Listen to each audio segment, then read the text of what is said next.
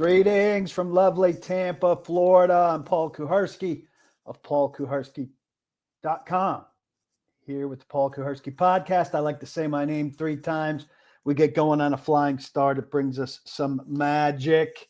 Nice to be with you here. Titans walk through-ish slow day today.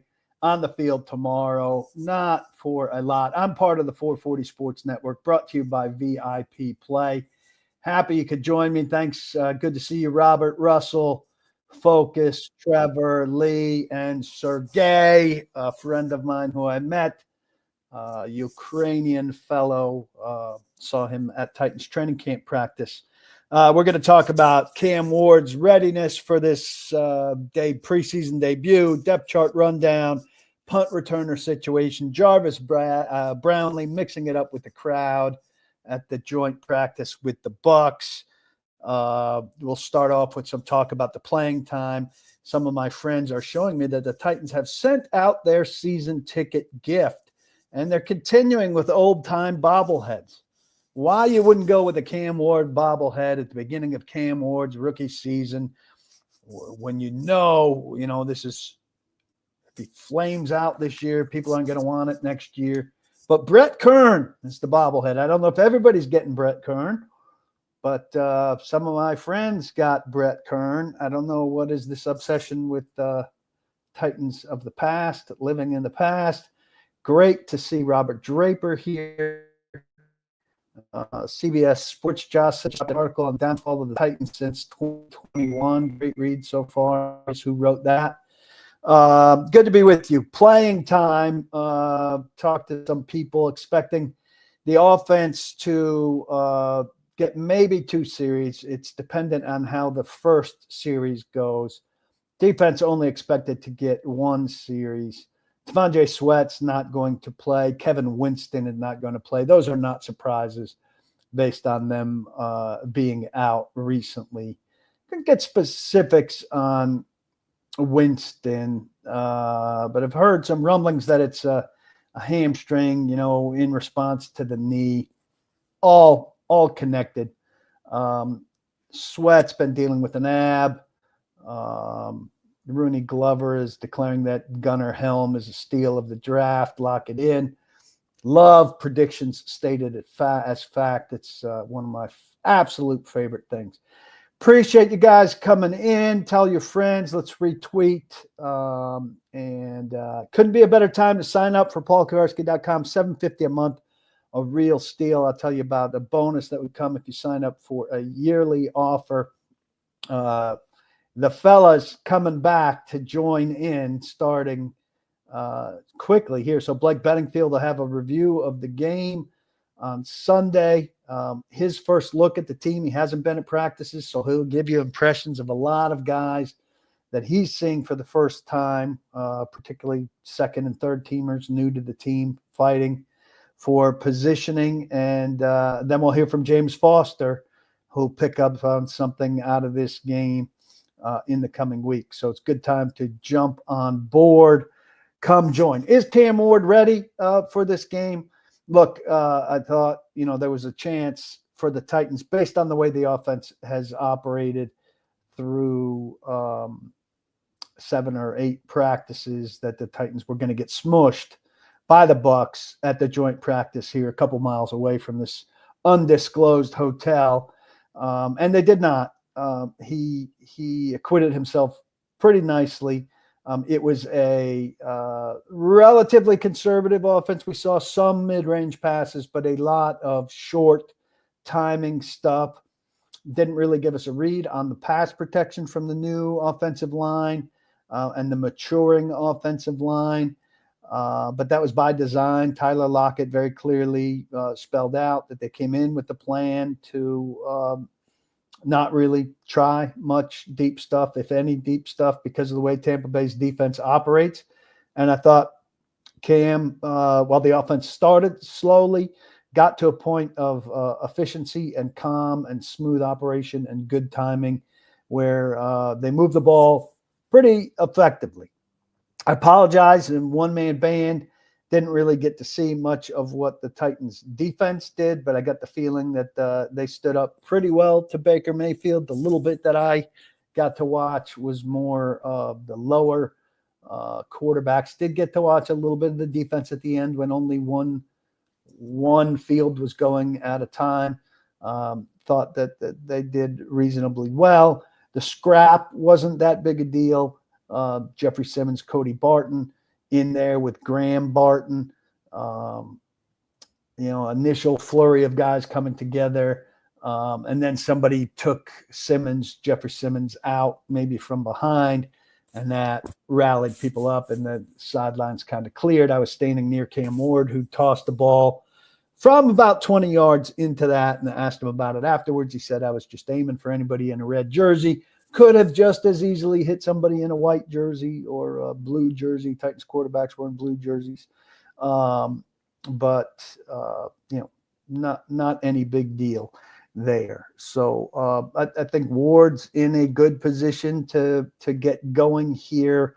Looked like he belonged, and that's where you wanted the Titans to be coming into this first training camp practices. Start to jump into your questions here. See Mr. Gupton, who I met at practice this week, and he liked the Titans practice setup. So that was good. Jack Shepard says, I feel like the Titans always have training camp hyped low-end receivers. How has Prochet been different than the past ones, in your opinion? Well, Prochet is largely about, can he be the punt returner? And I think we go into this game with punt returner being one of the key elements. I mean, we haven't seen much, you don't see any live punt returning. They ran out 5 guys in the punt return period. Yesterday, Prochet was first. He turned the corner to the left, got picked up 1 block, and had what looked to be a nice return. They're not playing it all the way. They're playing kind of the initial move for the punt returner. Jaquan Jackson, fair caught his. DK was kind of clean with room more up the middle. Sheffield, some bumping, but clean. I think he was also up the middle. Tajay Spears muffed his, not good. But I think that Prochet, and I'm going to write about Prochet tonight or tomorrow morning, publish about him, has a chance of making this team largely off the punt returning. Coaches have been talking highly of Prochet since OTAs. And if he makes the team as the 7th receiver, he's really the 6th receiver, because if he makes the team, he's returning punts. And if he's returning punts, he's active. He's on the 48. And if he's on the 48, he's the 6th receiver. Are they carrying a 7th receiver for game day? I don't know that they're going to have the luxury of doing that. And that means somebody like DK or I think Oliver's got to be active based on his special teams role.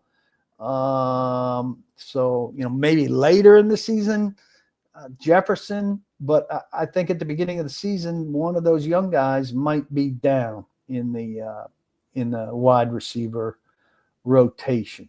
Cam is not going to play the whole first quarter, Rooney. Cam is going to play a series or 2.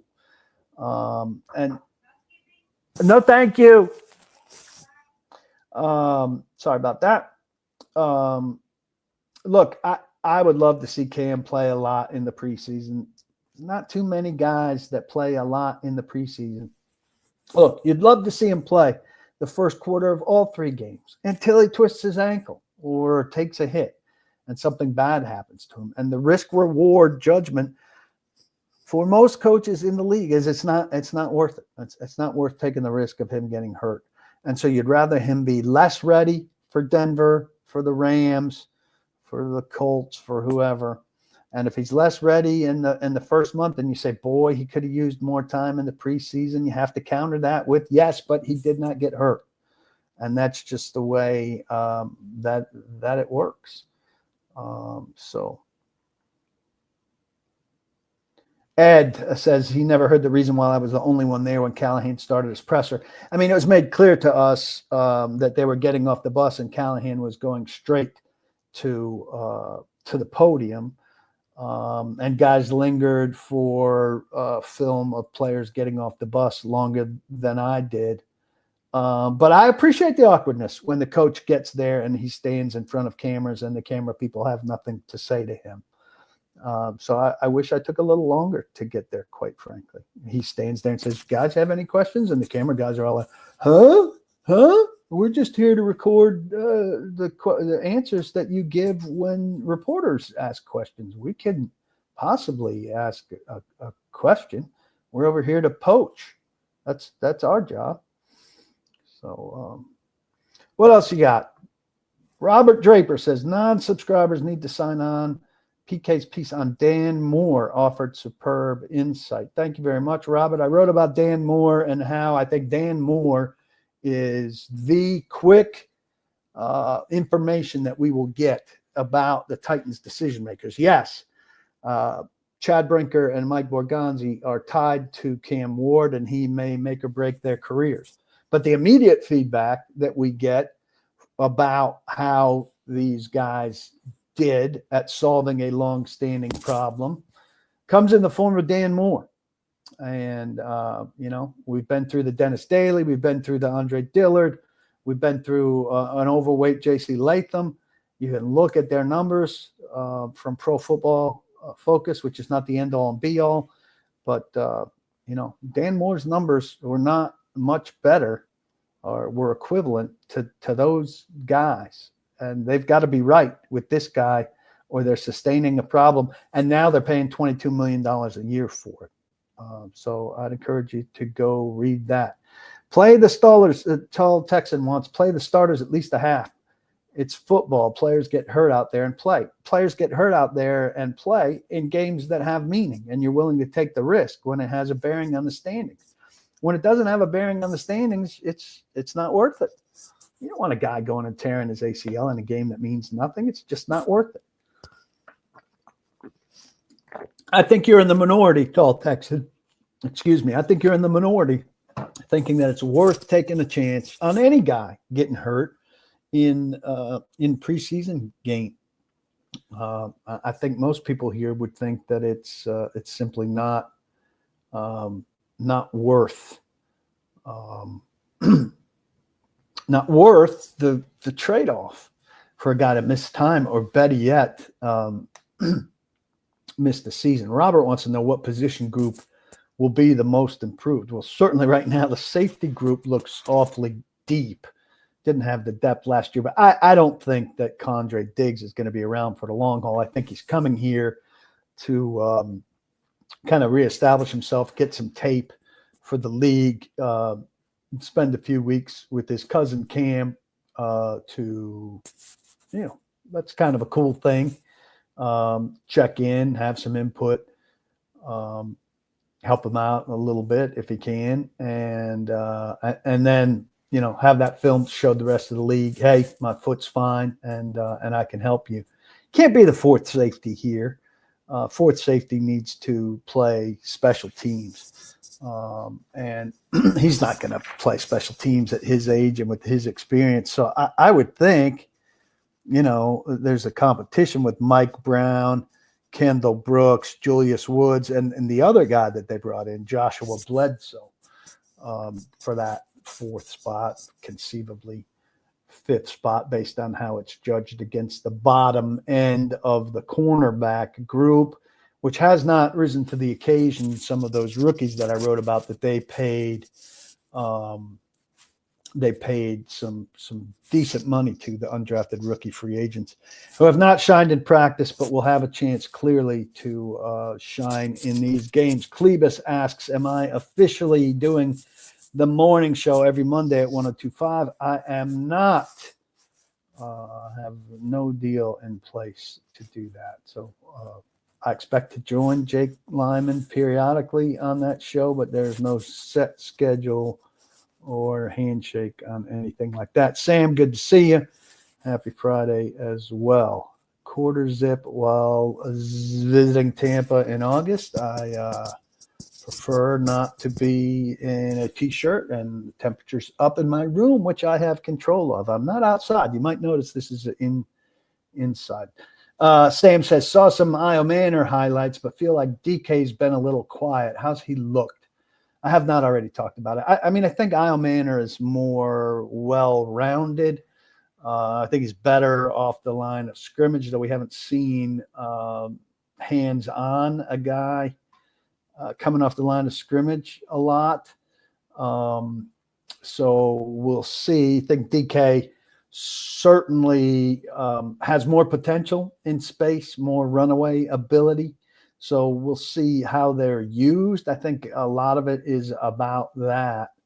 But if I had to pick one that I wanted to see play more earlier, it would be Ellick.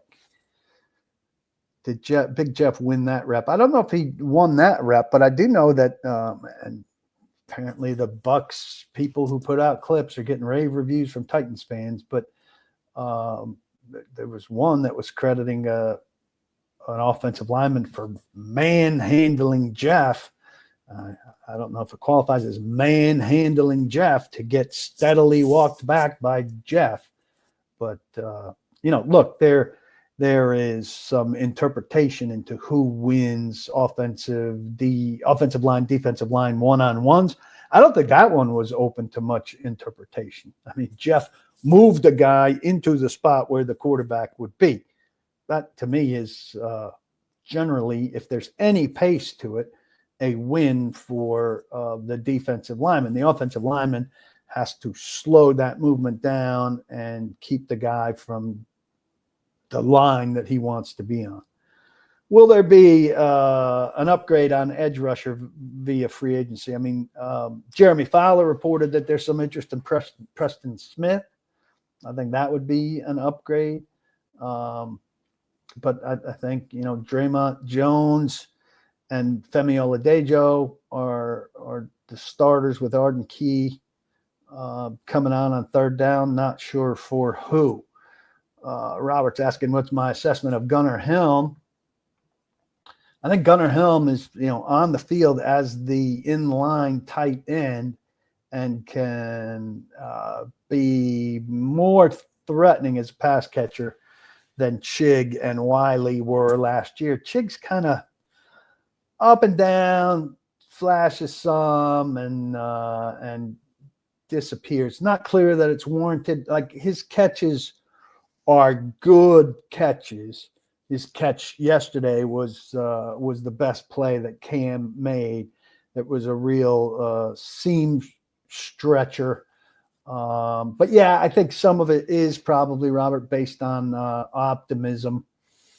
But I think he will be better as an inline blocker and more helpful to the tackles than the combination of tight ends they were using last year in that role, who aren't necessarily built for it. It's harder to find guys who have combination of the physique and the willingness and the ability to do that job. Mike Vrabel is always talking about having his guys remind him that the type of guy he's looking for doesn't exist in the quantity that he would like.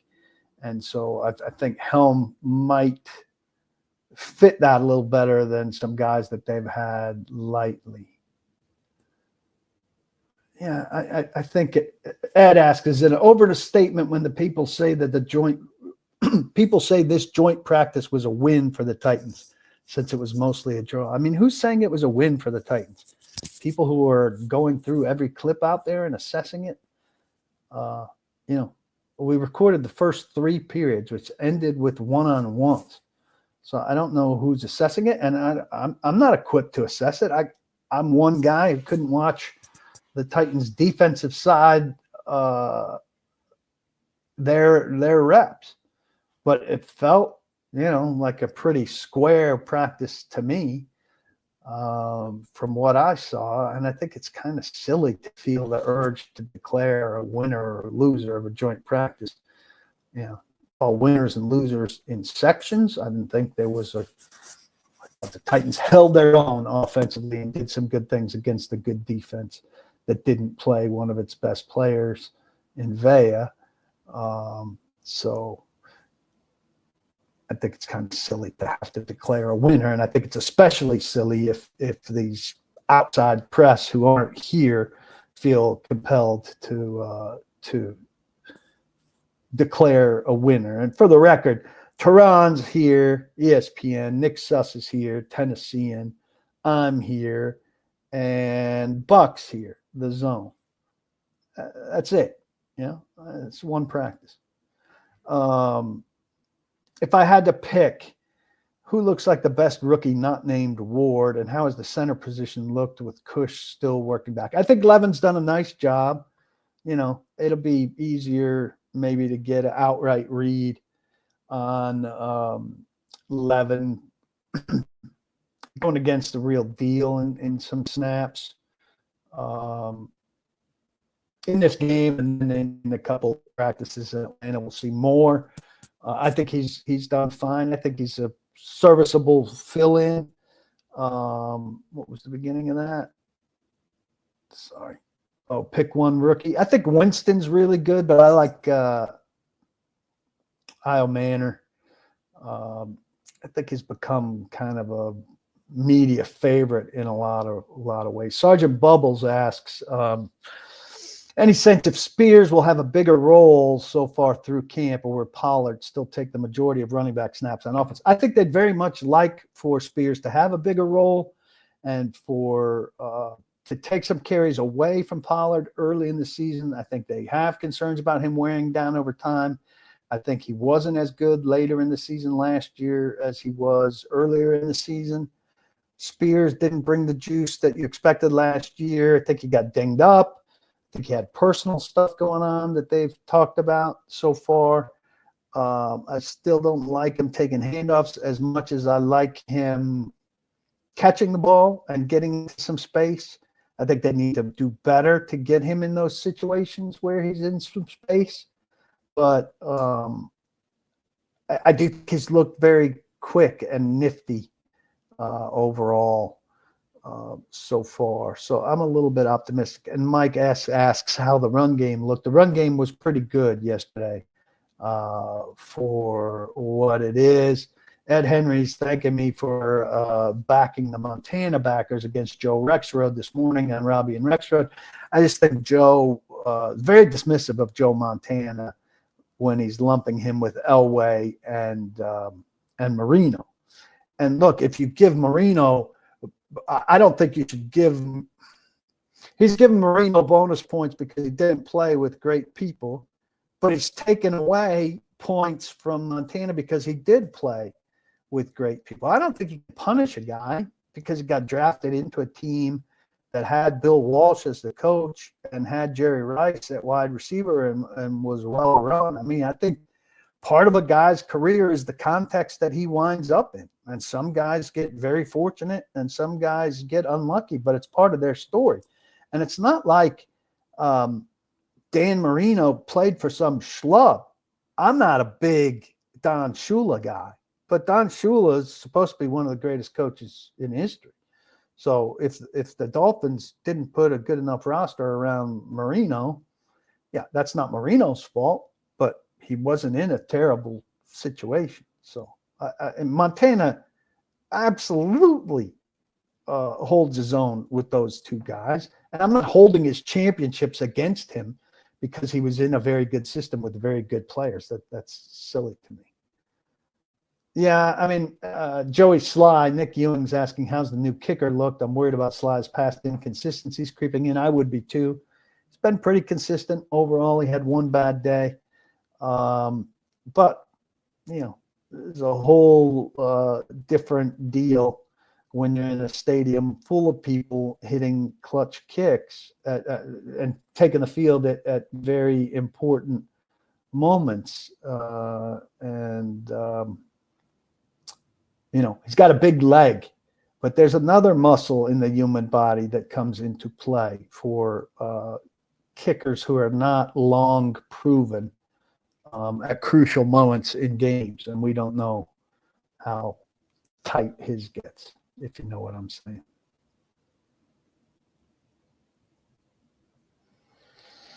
Was Isle Manor going against the number 1, number 2 corner in that clip where he broke the guy's ankles, or the 4th or 5th guy? He seemed to be looking good. Excited to see him play Saturday.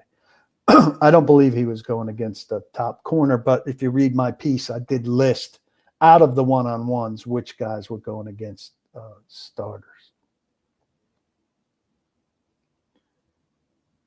Bigger drop-off with backups, Snead to Baker or Cushenberry to Levin.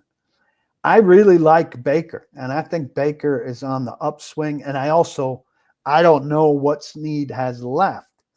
So I don't know what Snead looks like anymore. So I'm going to say a bigger drop-off is Levin from Cushenberry. Although I don't think Cushenberry was great, but I'm expecting a big second-year jump. So if Cushenberry's healthy and he makes the second-year jump, I'm expecting under Bill Callahan, I would answer center there rather than cornerback, because I think Baker's coming on, and because I've got uncertainty about Snead even healthy.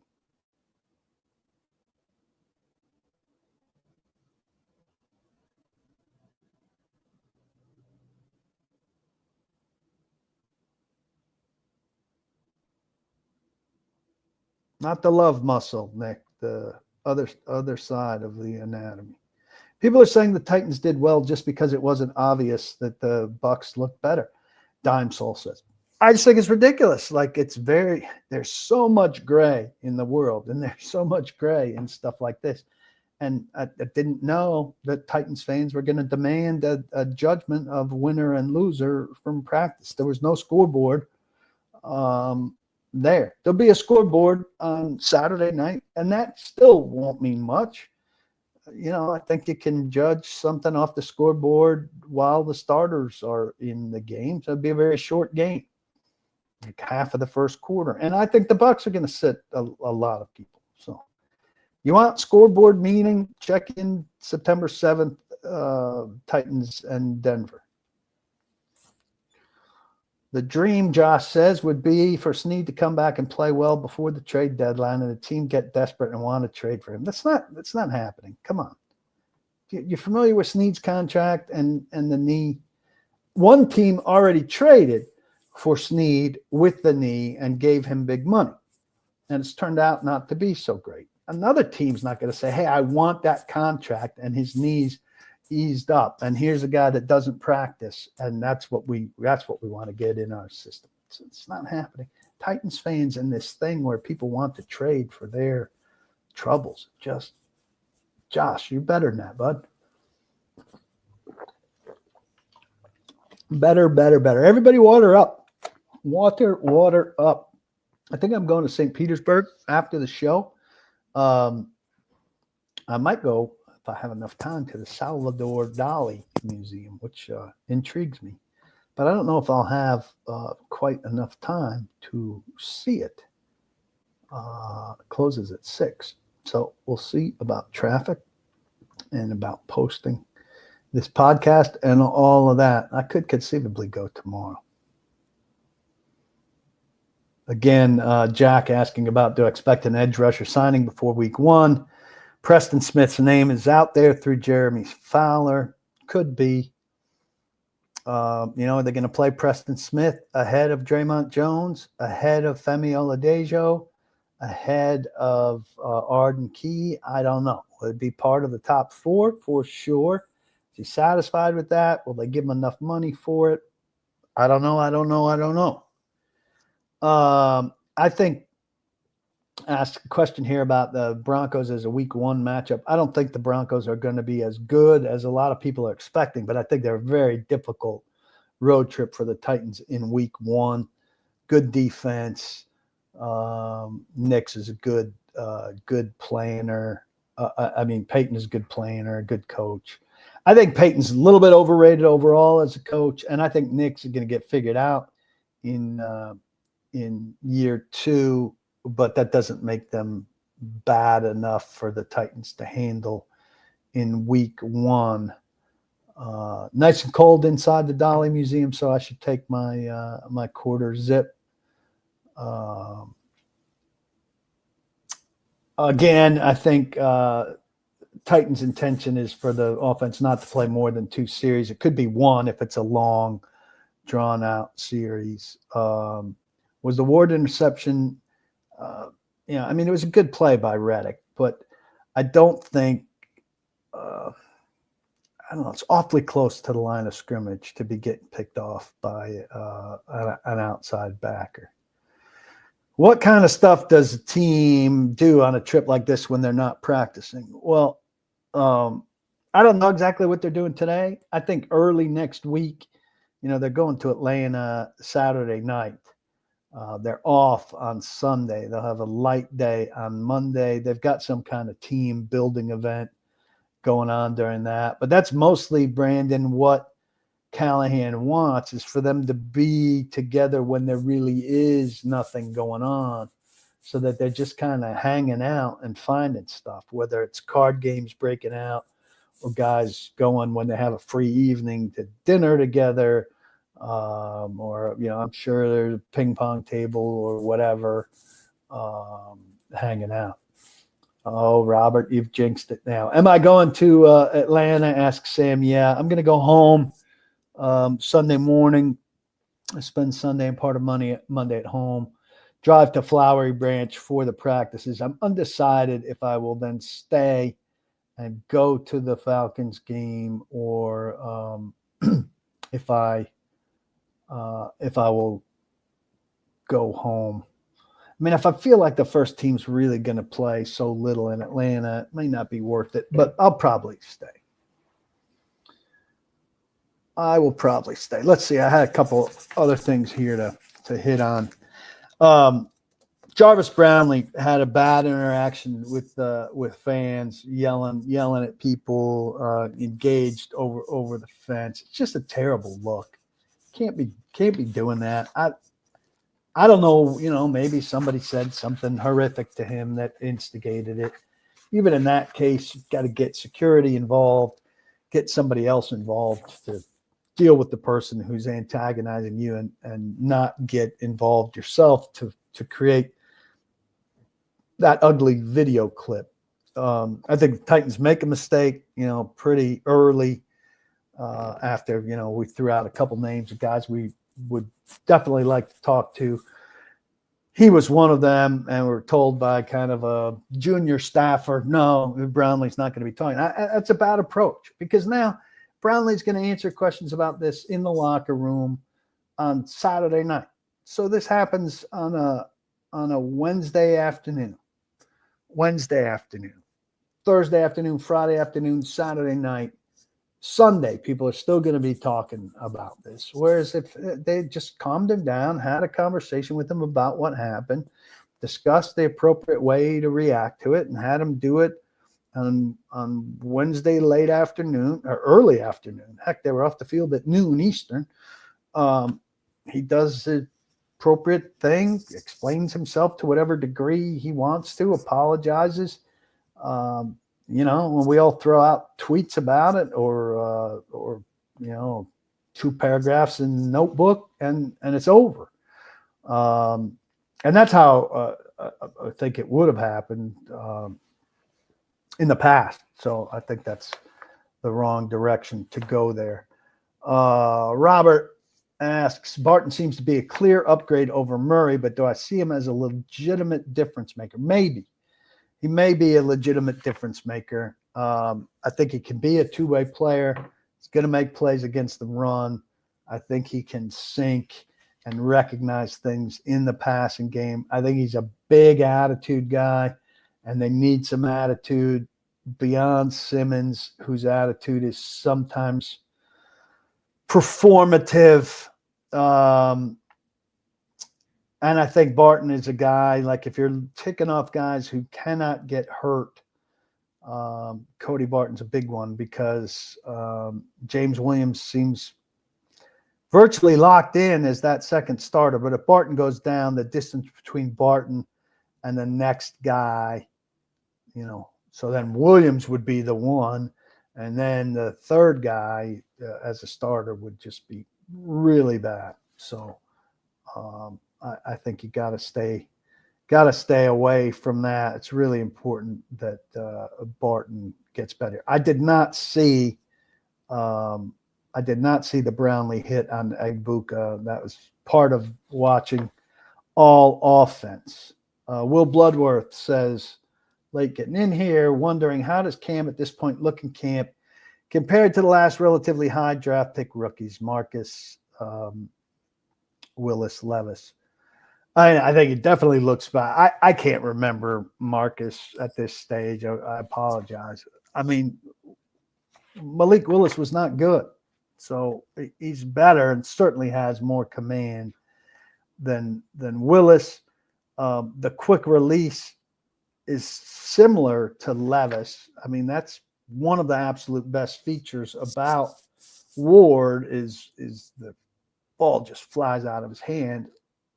And, I think in different circumstances, you'd be really saying wow to that, except that was really the strong suit of Levis. Does the processing seem to be getting better? We haven't seen him in in real situations to see how the processing is. I feel like, the processing in red zone drills has gotten better. He made an adjustment and found a route with Bryce Oliver yesterday. I have a red zone touchdown, threw another red zone drill touchdown to DK on back-to-back plays yesterday, and then took a question about, feels like you're feeling better about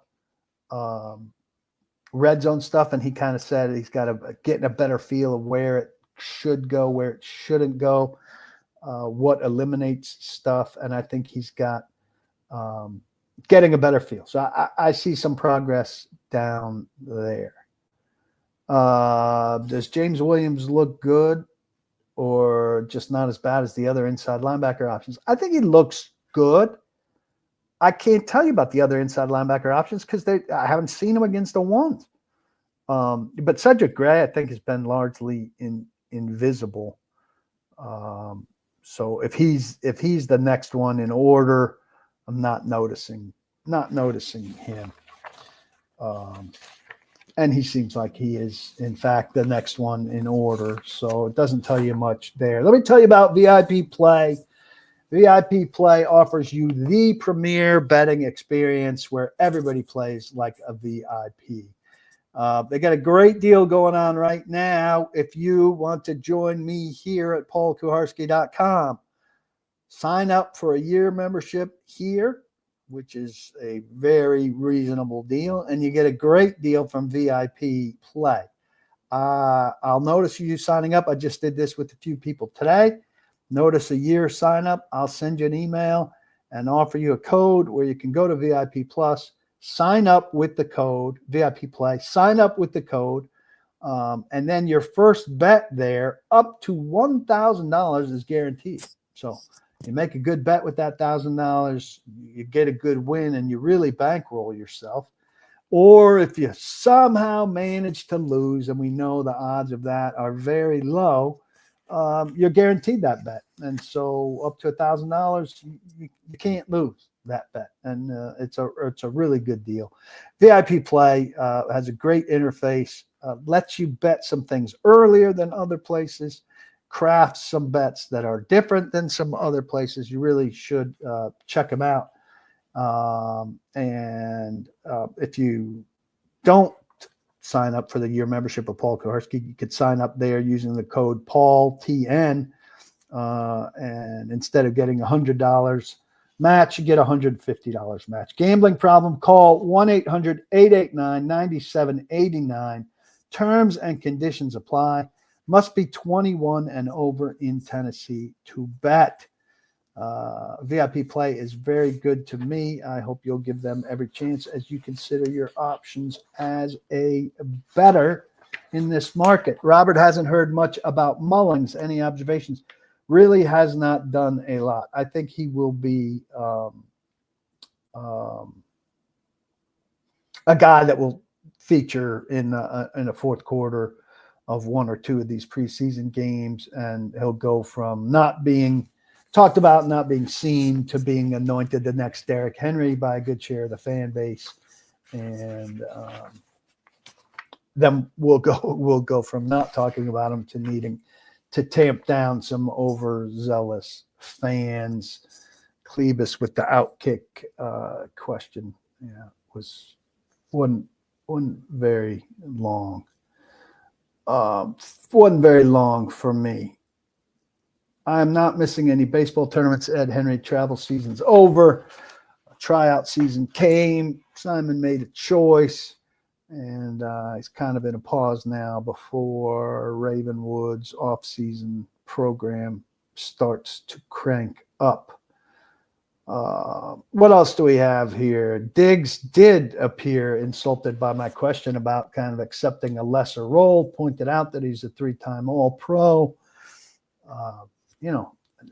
Could have gotten into a back and forth, but they signed Xavier Woods for his spot, and he's looked pretty good in his spot. Amani Hooker's not going anywhere unless he gets hurt, and Kevin Winston is certainly in the top 3. So I admire that Diggs isn't going to lay down, but there's nowhere for him to go up the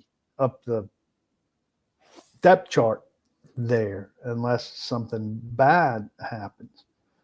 Is the feeling that Cush and Snead are on track to start week 1?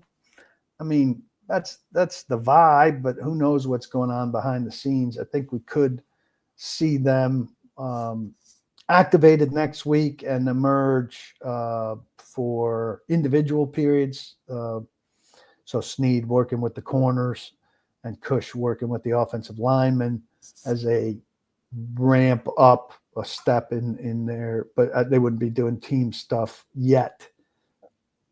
So we'll see if that's the case. I wouldn't be surprised if it was a little bit slower there.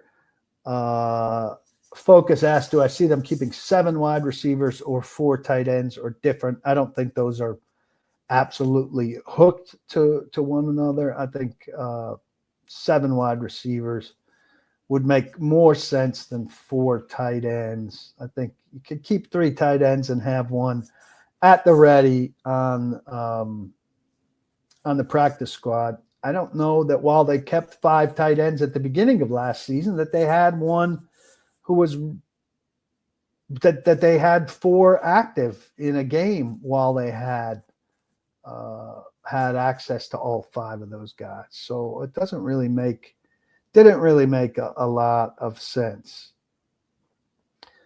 Practical Place asks, how much does the quarterback contribute to bad offensive line stats?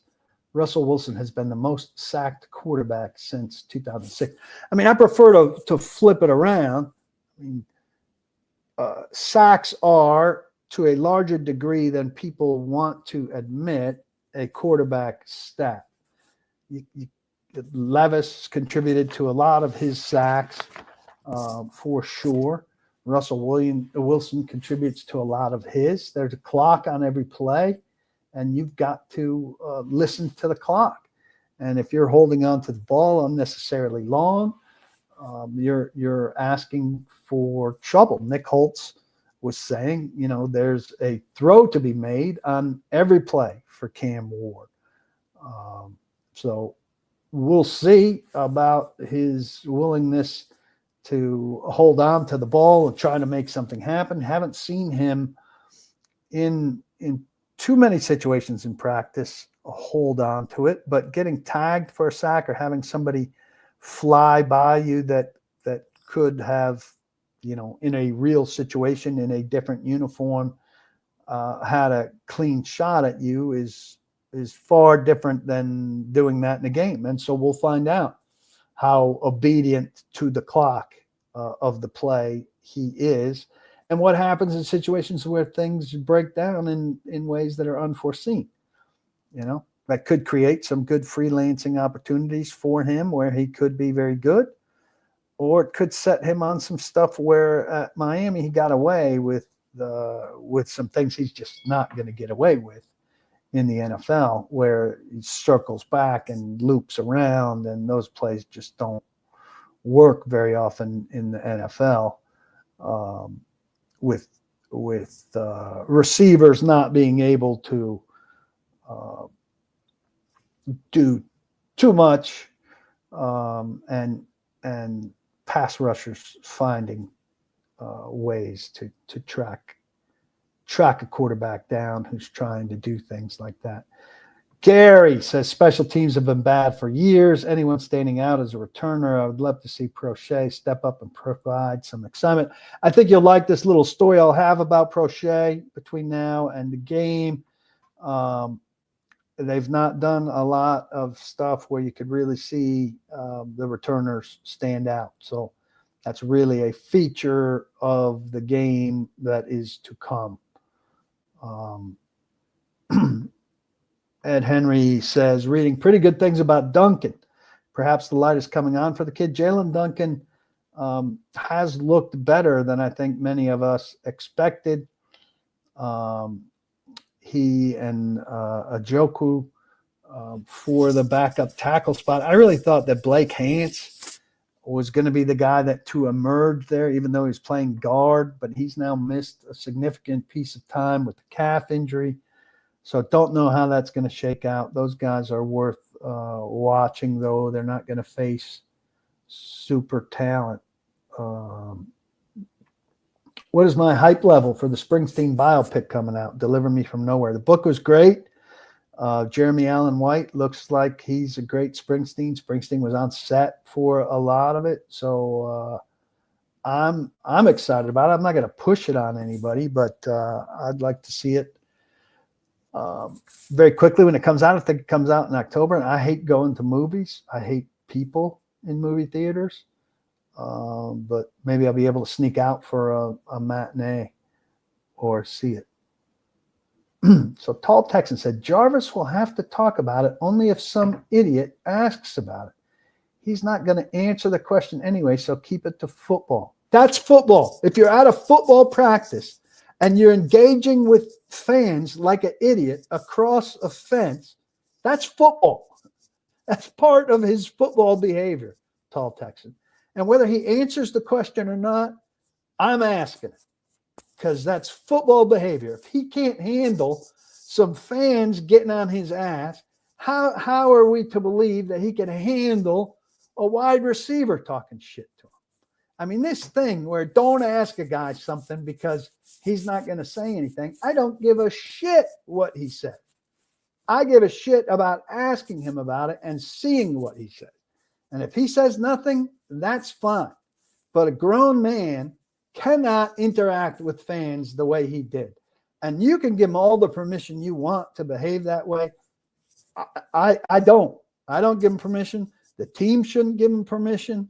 That's a bad look for your guy and your team. And if you think it's not football related, you're really doing a great job gerrymandering what's football related and what's not. Because when you're on the football field, it's all football related. That's a ridiculous take. Ridiculous. You're scored down as a contributor. Let's see what's new in here.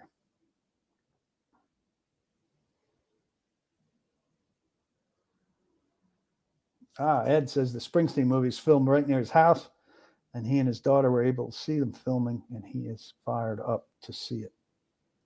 Morning movies rock, Jason McDonald said. I don't know about morning, afternoon.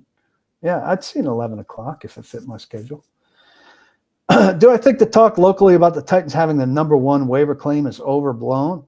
And then he remembers for me, when the Titans had the first waiver claim in 2016, they got Jace Amaro, who did nothing here.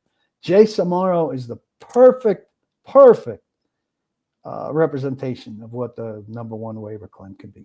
I mean, maybe they find one or two guys who wind up on the 53. They're churning the back of the 91 hard with some signings. So it's not irrelevant. But yeah, I mean, the idea that it's some significant thing. Yeah. So you get first dibs at everybody's scrubs. Now, when you're down to 51, 53, it make a bigger difference. And there could be some guys who come through who are of interest. But I think people really underestimate how married to the bulk of their roster, not just the Titans, who will churn the bottom, but most teams are. Given a choice between two guys who are roughly equal, you take the one who's been in your camp if you feel like he's got upside because he knows your stuff and because you know him, et cetera, et cetera. So, yeah, this running after practice is not uncommon for teams. Guys run on their own a lot after practice. Titans have been doing it regularly for the last several practices, but I haven't found that to warrant a question because I don't find it that unusual. So, Jimmy Morris asks, "What have I seen from Femi in camp so far?" I thought Femi was really good in the unpadded stuff, and then kind of hit a reset when they got into pads and kind of had a tough first couple days, maybe adjusting to it. Has gradually gotten better. I'm curious what we'll see from him tomorrow night. I do think that they've got some versatility stuff sketched out for him, and that they do anticipate playing him in the way that they played Landry, where they'll drop him into coverage some. I don't know that any of us are wild about a guy who's supposed to be a top pass rusher dropping into coverage much. Play him standing up, behind the down lineman, and have him at more traditional edge. So I think there's some versatile stuff ahead for him. I think there's been good growth. I think he made a significant jump from the significant jump we did not see from Cam, from OTAs and minicamp, and from that 6-week pause where he came back. He looked different and more assertive, more aggressive, more comfortable when they got back on July 22nd, 23rd. So I thought that was good. But I still don't know that, I think if you got huge expectations for opening day, Femi, probably safer to be willing to be surprised.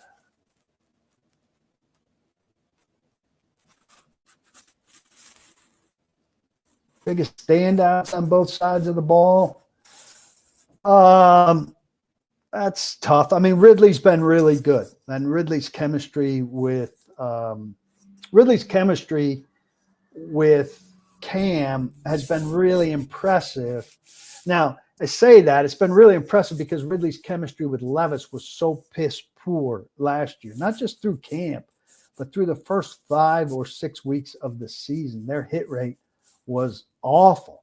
So for Ridley to have the season that he had, when you look at what he did in the first 5 or 6 weeks of the regular season,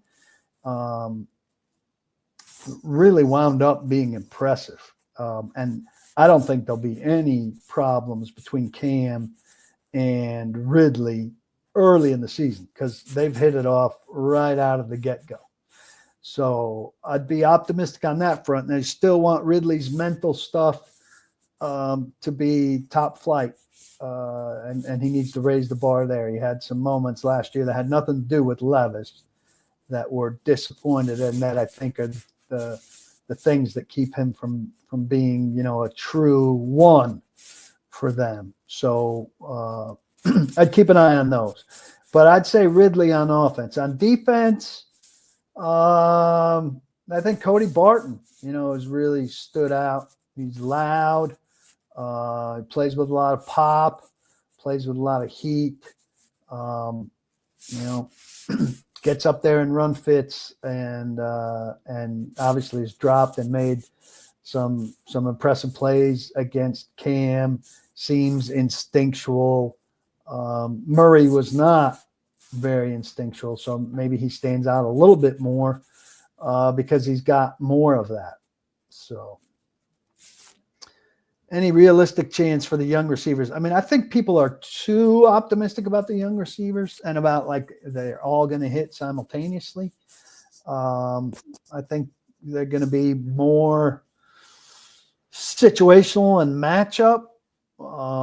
And, if the top three are, and they're going to be Ridley and Lockett and Jefferson, then how many snaps are you getting if you're Io Manor or DK or Oliver? And I think Oliver could qualify ahead of the 2 4th-rounders.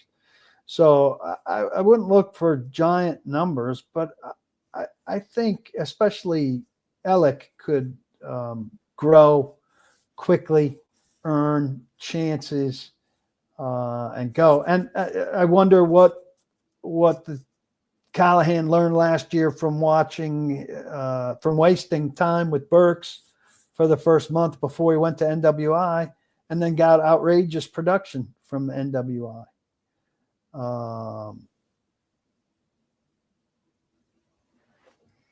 Was Callahan's tirade during Saturday? I just don't understand why we would jump to this. Was Callahan's tirade during Saturday's practice a performance in front of the media? Why would it be a performance in front of the media? Like, what makes you run to that conclusion? Offense was bad, and he let the offense know about it. Why would he be performing for, like, why would your first thought be it's a performance for the media instead of your first thought from an authentic guy being that he was pissed at the offense? I just don't understand. I'd like to hear more from you on that. Robert says, even after a terrible first season, Callahan and his staff still seem remarkably open to the media, right? Yeah. I mean, he's very candid, helpful, open, not defensive. Got no reaction from the thing, the one thing I really hit him over the head was like this, you can handle edges, he said, when I wrote about this idea that they're collectively going to have success pass rushing instead of, counting on an edge to win one-on-one. And I said, well, isn't it awfully convenient for you to say that since you don't have edges who can win one-on-one? And, let's look, I wrote, let's look at, you can handle edges. How has this team handled edges? Last year, there were 2 edges that had 3 sacks against you and another 6 or 7 that had 2 sacks against you. Silly for a team to say you can handle edges with help when you got torched by edges all season last season.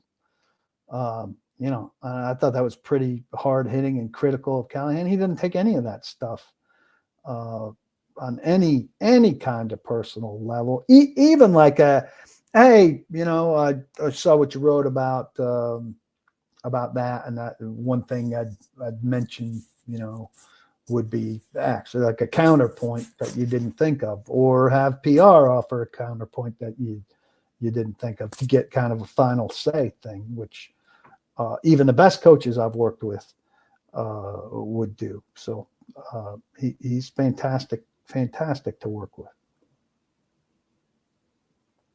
Do the Titans have enough depth on the offensive line to avoid a collapse this season? Well, the Titans need to stay healthy on the offensive line for once. Don't like the tackle depth. I mean, it's largely the same as last year's tackle depth. Ojukwu and Duncan. Don't love those guys.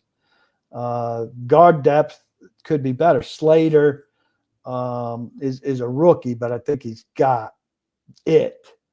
Don't know if he'll have it his rookie year, but Hance has been, at the front of the line at guard too, though he's been hurt with this calf. So don't know for sure. What is my confidence level that the Titans can score 24 points a game? I'll start to believe in the Titans scoring 24 points a game when I start to see the Titans scoring 24 points a game. But I certainly don't put that first and foremost on Holtz.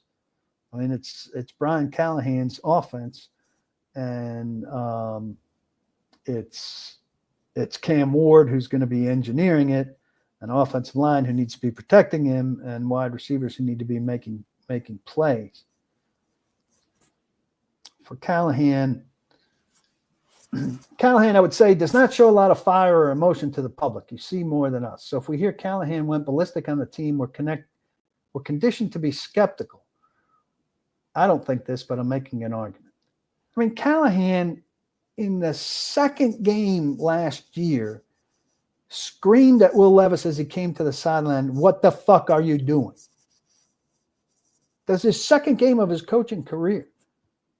So he does not show a lot of fire or emotion to the public. Got into it with officials. I mean, he's a calm guy. He's not Mike Vrabel in terms of being emotional, but I dispute the premise there. I think his sideline demeanor, he had plenty of fiery moments last year. So I think maybe some of you are taking outsized cues from somebody who used to be on the air a lot, saying things about Callahan that just aren't in evidence. But I think Callahan's got plenty of fire in him. Doesn't necessarily show it all the time publicly, but can't remember who we were talking to. Arden Key, maybe. After that outburst, said, we've seen plenty of that behind the scenes. And Skoronski, when that outburst came, said, we could feel it coming. I don't think it's performative at all. And I think the guy's truly authentic. And for whatever doubt levels you have in him, which he has entirely earned, I don't think you should doubt his authenticity at all. Chris Williams, what's my go-to sunscreen for an outside practice in Tampa Bay? I have to say that my spray bottle of Neutrogena did not make the trip because it's a little too big for a carry-on. So I just used my Neutrogena face stuff. It's only 2 hours out there, so it's not too bad. And I do wear a giant, wide-brimmed, very old man hat. Ever since I had something cut out right there, I decided I did not want to go through that again. So I'm very conscious of the basal cell carcinoma, which I avoid.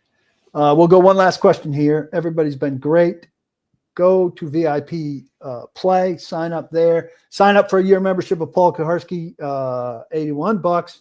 Get a great offer for $1,000 guaranteed bet at VIP Play, up to $1,000.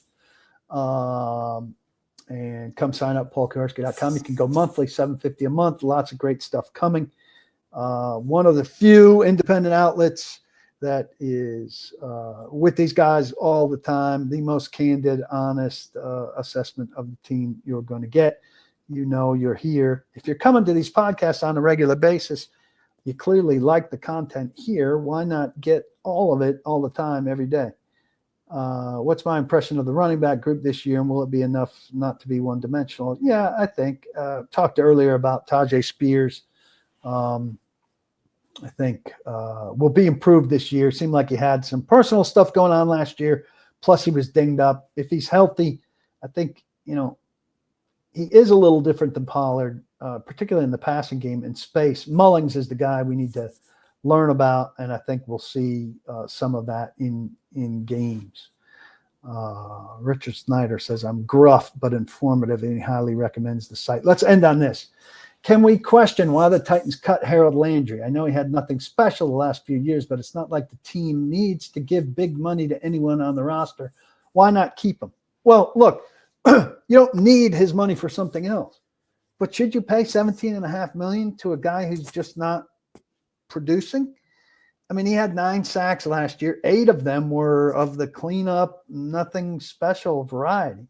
And I don't argue with the fact that that you could get those 8 sacks somewhere else. They need somebody that can go. Now, I'm not saying they found them, but they need somebody that can go create sacks. Harold Landry had one really good pass rush play that produced a sack last year, and a lot of nothing. He's lost his burst from that knee surgery. He's just never been the same since then. And I didn't have a problem with them letting him go. You can't keep him out of sentiment. And his game's not the same as it was even at his best. And even at his best, he's kind of a traditional Titans pass rusher in that He had his moments, but more often he got close than finished. Derek Morgan was a different kind of guy, but Derek Morgan was the same. Titans need to invest some damn resources in pass rush. Derek Morgan, 2010, is the last first-round pass rush. And you know how many they've had as the Titans? 2. Javon Curse was the first one, and that was the first year, 1999. I mean, you want to get the passer, you have to get people who get the passer. And getting people who get the passer is hard. It's hard to find those guys. They're a commodity. They're commodity like top-flight quarterbacks, top-flight left tackles. You got to invest and go get them. And they haven't done it. But I've got no problem with them letting Harold Landry go. And I don't expect he's going to do a hell of a lot in New England. I love the guy. I mean, he's a great guy to deal with, even though he was, very kind of cautious around us. But he set a tone and a work ethic, and I mean, I had nothing but respect for the way the guy went about his job. I appreciate you joining me from Tampa. Won't do a post-gamer because it's a night game, but we'll get back into it next week and certainly do one again from Atlanta after a couple of joint practices there. Check out VIP Play. Check out paulkuharsky.com. Look for me on the streets of Tampa and St. Pete. I'll see some of you at the game tomorrow night. Don't block the box and be sure to lock your locks. Thanks to everybody who came.